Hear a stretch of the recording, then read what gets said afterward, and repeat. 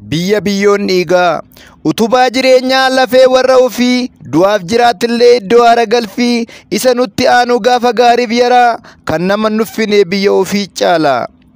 Doofa sammuu doomaa fagoottin ilaalu lafee warra isaatiif quuqqamee tonaaru gatii ofii gatee kan ormaa ol kaasa ollaadhaan of waama dagatee abbaasa.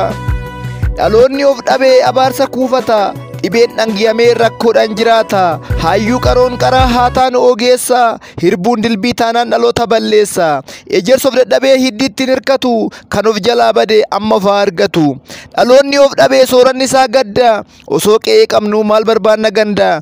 Akka ofii jiraachuun jireenya qananii qabayyaa lafee koo kana baraafanii karaa malee deemuun nuuf hin qabu hiika. Biyya tokko qabna biyya biyyoon dhiigaa.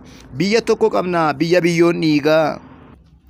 Walwallaale biyyiif sabni takka laman jettu tiru lafatu lafeedha ergisuun hin jiru. Aarsaa kaffalanii asiin ga'e goonni amma bada bareedha kan keenya kaaqoonni. Garuu nuuf galeeraa jaalalumti biyya muu fakkeeffachuudhaaf afaan qofti iyyaa. Dhaabbannaa relaata waardiyyaa taaneto kottaa of gaafannaa dhaloonni kaaneto. Nama meeqa taanaa osoo dhimbiibbamne kan dhugaan galteef yaada wareeggamne.